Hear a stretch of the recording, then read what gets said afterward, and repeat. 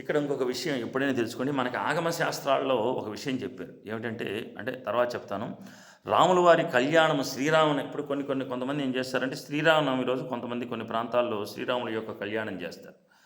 కొన్ని ప్రాంతాల్లో వైశాఖ మాసంలో చేస్తారు. కొన్ని ప్రాంతాల్లో జ్యేష్ఠ మాస పౌర్ణమి రోజున చేస్తారు. ఇక్కడ ఎప్పుడు చేసినా రాముల వారి కళ్యాణం చేయడం ఖచ్చితంగా రాముల వారి కళ్యాణం చేయాలి. అయితే మనకి ఎప్పుడైనా సరే శ్రీరామనవమి రోజున కానీ మనకి ఏదైనా ఆటంకాలు వస్తాయి. ఇప్పుడు ఈరోజు శ్రీరామనవమి జరుగుతూ ఉన్నది. మనకి రాముల వారి కళ్యాణం చేయాలనుకున్నాం, ఆటంకం వచ్చింది.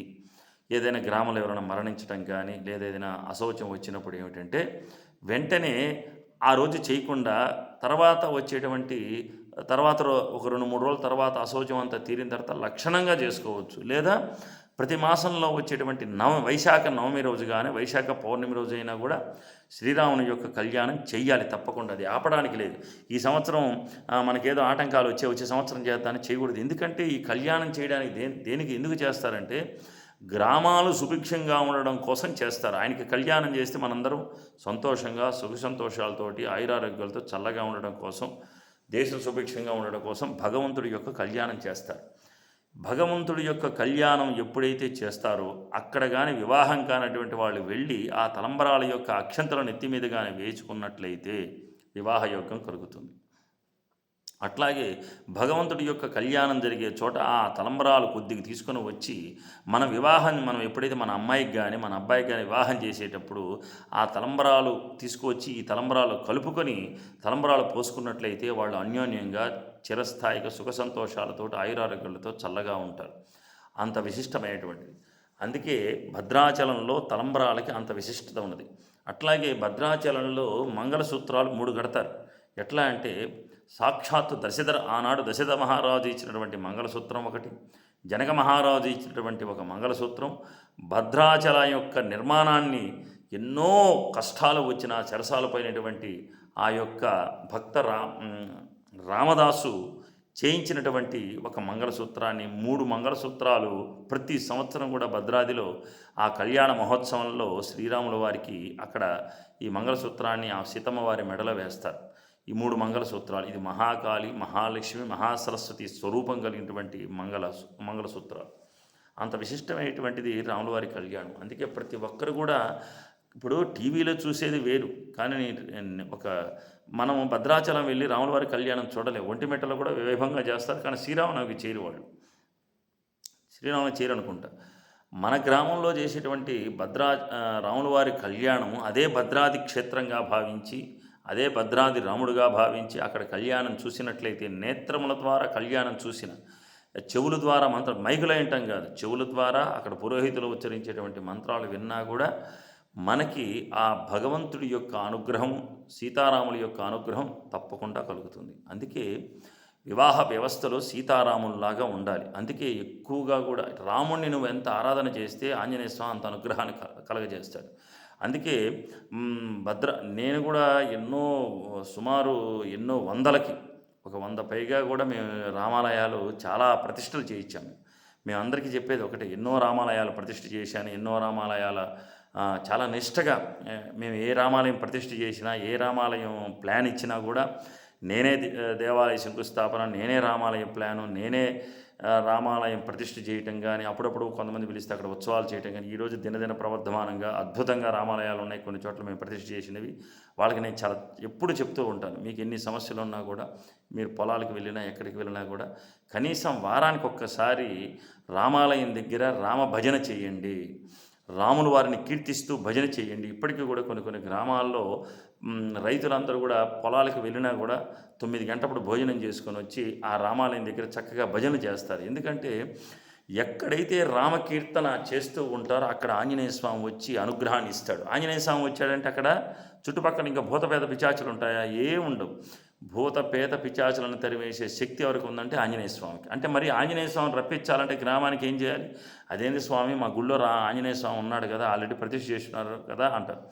కానీ ఆంజనేయ స్వామి ఉన్నాడు, గర్భాలయంలో కూర్చొని ఉన్నాడు. ఇప్పుడు ఒక వ్యక్తి కూర్చొని టీవీ చూస్తున్నాడు, అతను 3 సార్లు పిలిస్తే పలకడు, ఏదో జాసలో ఉంటాడు.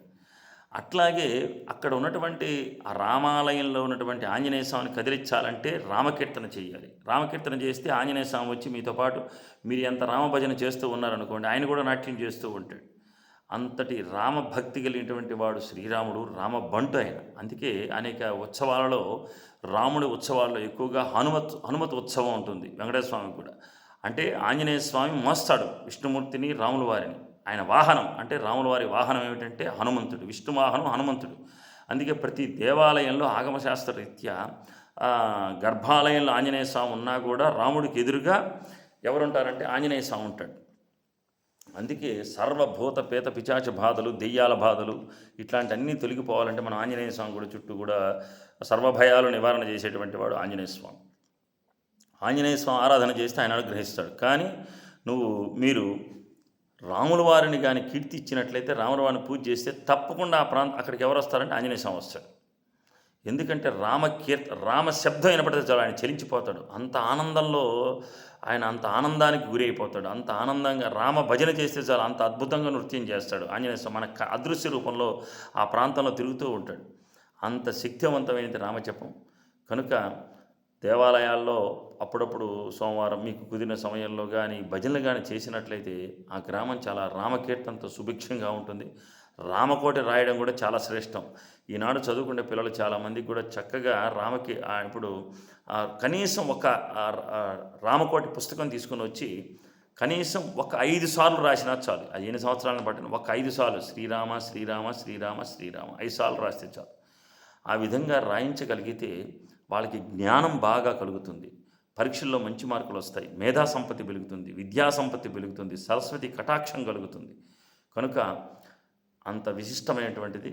కనుక అందరికీ కూడా శ్రీ పరాభవనామ సంవత్సర చైత్ర శుద్ధ నవమి రోజు రేపు 27వ తారీఖు జరిగేటువంటి శ్రీరామనవమి కళ్యాణ మహోత్సవంలో అందరూ పాల్గొని చక్కగా ఆ భగవంతుడి యొక్క అనుగ్రహాన్ని పొందాలని, ఈ పరాభవనామ సంవత్సరంలో ఇలాంటి విశిష్టమైనటువంటి కళ్యాణాలు ప్రతి సంవత్సరం కూడా ఒక సంవత్సరం వస్తూ ఉంటుంది. రాములవారి కళ్యాణంలో పాల్గొంటి అక్షంతల శిరస్సు మీద వేయించుకున్నట్లయితే మనకున్నటువంటి మేష, వృషభ, మిథున, కర్కాటక, సింహ, కన్య, తుల, వృశ్చిక, ధనుసు, మకర, కుంభ, మీన ఈ రాశి వారికి ఏ జాతక దోషాలు ఉంటాయో అవన్నీ కూడా తొలగిపోయి మనం అనుగ్రహాన్ని ప్రసాదిస్తాడు. ఆయన కోరిన కోరికలు నెరవేర్చేటువంటి వాడు శ్రీరాముడు. శ్రీరామ రక్షాస్తోత్రం అనే ఒకటి ఉంటుంది, శ్రీరామ స్తోత్రం ఉంటుంది. అది కానీ పారాయణం చేసి చాలా విశిష్టమైనటువంటిది. తప్పకుండా రోజుకి 1 పేజీ రామాయణం చదివినా చాలు. ఎందుకంటే మీరు ఘోరకపూర్వాలి శ్రీమద్ రామాయణ గ్రంథం ఇది, అద్భుతమైనటువంటి గ్రంథం ఇది. ఇట్లాంటి మనకి పుస్తకాల షాపులో చెప్పినా కూడా వాళ్ళు తెచ్చిస్తారు. ఇది ఇట్లాంటి శ్లోక ప్రామాణికం ఉండేటువంటిది, సరళ వచనం కూడా ఉంటుంది. కనుక రామాయణం రోజుకి 1 పేజీ చదవండి. ఇప్పుడు చాలామంది ఏం చేస్తారంటే ఎంతో డబ్బులు ఖర్చు పెట్టుకొని హోమాలు ఇవన్నీ కూడా చేయిస్తూ ఉంటారు. కానీ తెలియనటువంటి రెమెడీ ఏమిటంటే రోజుకి 1 పేజీ ఇట్లాంటి రామాయణంలో 1 పేజీ చదివితే చాలు. కనీసం 2 అంటే ఒక 4 మాటలు చదివిన చాలు. మీకు ఓపికన్నంత వరకు చదవచ్చు. రోజుకి 1 పేజీ. మనకి ఒక 2 నిమిషాలు పడుతుంది 1 పేజీ చదవాలంటే. రామాయణం మొత్తం చదవాల్సిన అవసరం లేదు. మీకు చదివినటువంటి కాండలు ఉంటాయి దాంట్లో, అయోధ్యకాండ, బాలకాండ, ఇట్లా మనకి స్తోమతను బట్టి ఇప్పటికీ కొన్ని గ్రామాల్లో కానీ పట్టణాలను గమనించే హోమాలు చేయడానికి పెద్దవాళ్ళు 60-80 సంవత్సరాలు కలిగినటువంటి వాళ్ళు 90. ఒక ఆవిడ మొన్న హైదరాబాద్లో హోమం చేయించడానికి వెళితే ఆమెకి 102 సంవత్సరాలట. నేను ఆశ్చర్యపోయిన ఆమె రామాయణ పుస్తకం పట్టుకొని చక్కగా చదువుతుంది. ఆమెను చూస్తే నేనే ముసలివాళ్ళ. ఆమె అసలు ఎట్లా ఉందంటే ఆమెకు అంత వయసు ఉందంటే నాకే అర్థం కాల. నెత్తి కూడా తెలుపు రాలు. ఆమె అంత వయసురాలు, వృద్ధురాలంటే ఎవరు నమ్మరు. ఆమె ఇప్పటికీ ఆమె రామాయణం, భారతం అన్నీ చదువుతూ ఉంటుంది. టీవీ అనేది చూడదు. టీవీలో కూడా ఎప్పుడైనా చాగంటి ప్రవచనాలు ఇవి చూస్తూ ఉంటుంది. అంత చక్కగా చదువుతుంది. ఎందుకంటే మనశ్శాంతిని కలగజేసేది ఏంటంటే, కోరికలు నెరవేర్చేది ఏంటంటే రామాయణం. మానవుడు ఎలా జీవించాలో చెప్పేది రామాయణం. అందుకని ప్రతి ఒక్క రామాయణం చదవండి.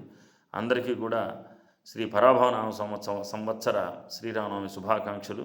మీ దైవజ్ఞ చక్రాల రాఘవేంద్ర శర్మ సిద్ధాంతి. Cell number 9110577718. శుభం భూయాత్.